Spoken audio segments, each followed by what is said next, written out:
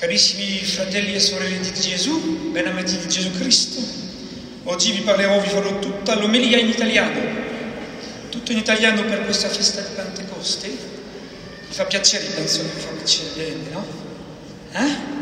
La maman du baptisé du jour, Aurélie, voulait que je prêche en italien. Et vous devriez comprendre, normalement, non? N'êtes-vous pas remplis de l'Esprit Saint? Et donc du don des langues, comme les apôtres à la Pentecôte. Jésus est ressuscité. Jesus is risen.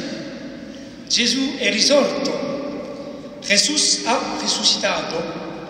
Cioè Gesù da Sanglai. Je m'arrête là parce que là c'est un peu long. Vous voyez, vous avez tout compris ce que je viens de dire. Vous êtes remplis de l'Esprit Saint. Normal parce que vous êtes baptisés et normalement confirmés. Si ce n'est pas le cas, c'est possible à tous les âges, même adultes. Faites-nous signe. Plusieurs se préparent ici, au baptême ou à la confirmation ou la communion. Tout l'enjeu, chers amis, c'est de vivre sous la conduite de l'Esprit Saint. Saint Séraphim de Sarov, un saint russe du 19e siècle, disait « Le but de la vie chrétienne, c'est l'acquisition de l'Esprit Saint. » Alors pourquoi vivre de l'Esprit Saint, me direz-vous? Voyons cela ensemble à partir de la parole de Dieu de ce jour. Combat, discernement, communion. Alors le combat spirituel, bien sûr. Spirituel qui veut dire de l'esprit, dans l'esprit. Alors, chers amis, il y a un piège dans ce combat, et il ne faut donc pas aller trop vite. Quand on entend cette lettre de Saint Paul aux Galates, avec cette dialectique, cette opposition entre chair et esprit, on peut vite tomber dans du binaire, en opposant de manière un peu simpliste chair à esprit, ou bien loi à amour. Mais en réalité, c'est plus subtil que ça, et l'enjeu est de taille. Dans la Bible, le mot chair, comme le mot monde, d'ailleurs, est piégé, car le sens peut être double. Il y a le sens négatif, comme ici, comme nous l'avons entendu, où la chair est ce qui est marqué par le péché, la concupiscence, l'appétit de jouissance, ce côté un peu animal et instinctif, voire bestial, de notre humanité blessée et malade. Et il y a le sens positif, où la chair est cette réalité justement incarnée, concrète, réelle. Le Verbe s'est fait chair et il a habité parmi nous, nous a dit Saint Jean. C'est la réalité de notre humanité, et cette réalité incarnée est essentielle, parce que nous ne sommes pas des anges qui sont de purs esprits, nous sommes bien plus que des anges, nous sommes des êtres humains, corps, âme et esprit. Et comme chrétiens, et nous sommes les seuls à penser et croire cela, nous croyons en l'unité de la personne humaine, et pour nous, la matière, la chair, le corps ne sont pas d'abord des choses négatives. Dieu a dit que c'était bon à la création, même très bon quand il a créé l'homme à son image. Et nous professons notre foi en la résurrection de la chair, c'est-à-dire quand la chair est vivifiée par l'esprit de vie et de résurrection. Et ça, chers amis, c'est un point très important dans le combat spirituel à la mode catholique, si vous voulez. Nous devons combattre le péché dans nos vies et tout ce qui est marqué par le mal de toutes nos forces, sans pour autant dévaloriser la réalité corporelle et charnelle de nos vies et la nécessité d'honorer le respect de notre corps, qui est le temple de l'Esprit Saint. Ainsi, vous voulez, si on transpose, la réalité de la loi est nécessaire pour que passe l'amour. La pensée doit passer par la lettre, et l'Esprit Saint doit aussi passer par l'Église et ses institutions, sa hiérarchie, son organisation, pour en être vraiment l'âme. Et c'est par notre réalité humaine, blessée et ridée, pauvre et fragile, que passe la lumière vivifiante de l'Esprit Saint, si nous savons l'accueillir. Comme le disait saint Athanase d'Alexandrie, Dieu s'est fait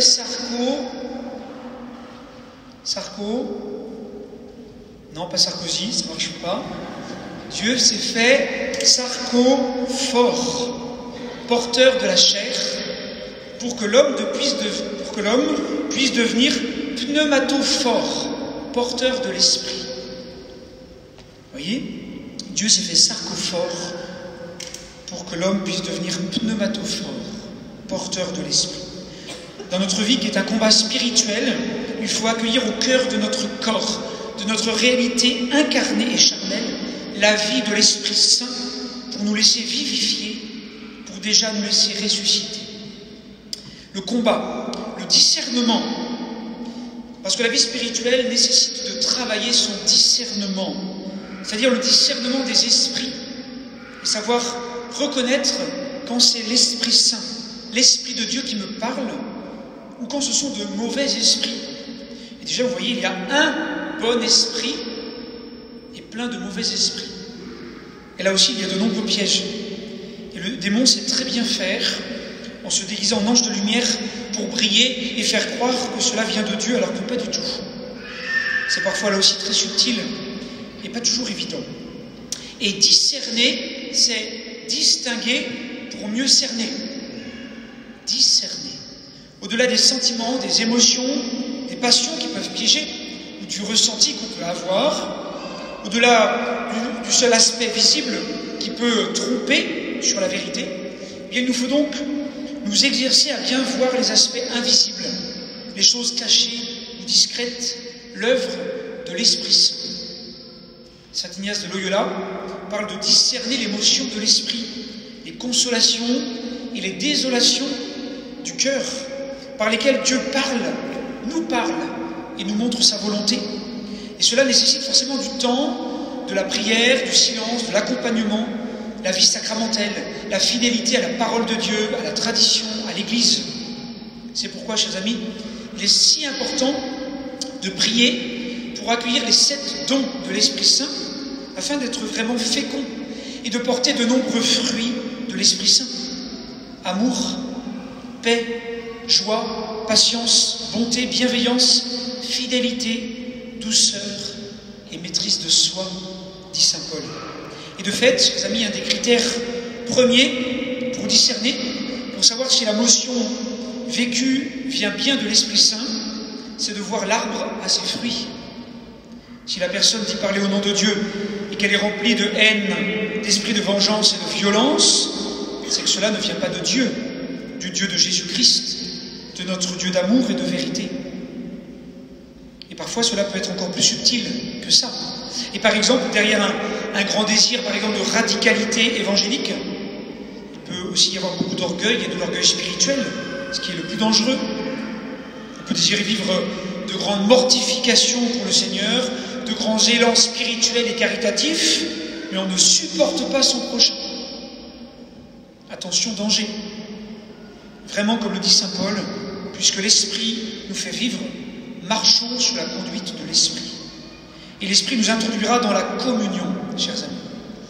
Combat, discernement, communion. L'Esprit Saint, c'est vraiment l'esprit d'unité.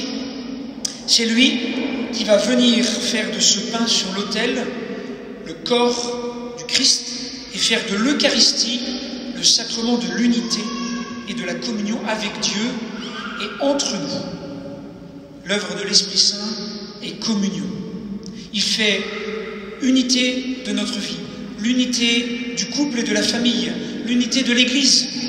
Et il le fait en mettant en œuvre la communion, dans la diversité des charismes et la différence des dons de chacun. Ainsi, la communion chrétienne, chers amis, ce n'est pas un consensus mou ou un compromis nivelé par le bas, comme dans une négociation politique ou sociale. Non, la communion, elle est spirée, elle est inspirée, elle est tirée vers le haut par l'Esprit Saint qui l'a fait. Et l'unité et la communion sont à demander, car si nous devons y travailler, y collaborer, c'est d'abord et avant tout un don de la grâce divine. C'est l'œuvre de Dieu, que tous soient un, priait Jésus. Et ces dons de chacun sont à mettre ensemble en vue de la communion. Un don que Dieu fait, chers amis, n'est jamais pour soi-même, mais pour les autres, pour le partager pour l'Église et pour le monde. Et parfois ça coince, me direz-vous. Vous savez, il y a le détournement de fonds publics. Le détournement de fonds publics. Là, en plus, je ne parle pas de Sarkozy. Mais il y a aussi plus grave. Et nous sommes tous concernés et tous coupables. Il y a le triple D, le triple D. Ce n'est pas le nom d'une bière belge, c'est le détournement de dons divins. Le détournement de dons divins. Ne pas détourner les dons de Dieu vers soi-même, mais bien les mettre au service du corps entier, en vue de la communion et de l'unité, selon l'œuvre de l'Esprit Saint. Nous faut donc faire l'effort, chers amis, l'effort du don et du bon, et même l'effort du bon don, c'est-à-dire bien donner. Le bon don ou le don bon, c'est mieux que le bonbon. C'était facile. C'est pas d'abord pour soi, mais c'est pour les autres. Car c'est bien en se donnant qu'on est rempli, c'est bien en aimant qu'on aime plus, et c'est à cette communion d'amour que nous sommes invités en vivant de l'Esprit Saint. Alors, chers amis, pour terminer, bien sûr, je vais vous parler de la Vierge Marie. Pourquoi le mois de mai est le mois de Marie, chers amis?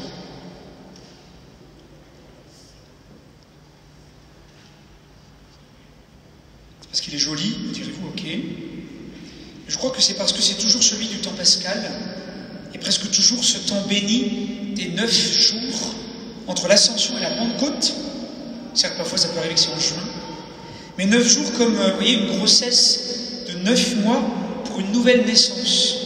Ce sont 9 jours qui sont à l'origine des prières de neuvaine pour un enfantement spirituel, en laissant la nouveauté de Dieu naître en nos vies. Et la Vierge Marie, notre Mère, comme l'Église, nous donne d'accueillir l'Esprit Saint en nous, comme en elle, pour former Jésus-Christ dans notre cœur et notre vie, et le donner au monde, pour que l'amour de Dieu grandisse vraiment dans les cœurs de tous. Alors, chers amis, demandons à Marie de nous aider à accueillir comme elle l'Esprit Saint, le souffle vivifiant de la résurrection, afin que nous soyons tous des vivants de l'amour de Jésus. Je vous salue Marie, pleine de grâce. Le Seigneur est avec vous. Vous êtes bénie entre toutes les femmes, et Jésus, le fruit de vos entrailles, est béni. Sainte Marie, Mère de Dieu, priez pour nous pauvres pécheurs, maintenant et à l'heure de notre mort. Amen.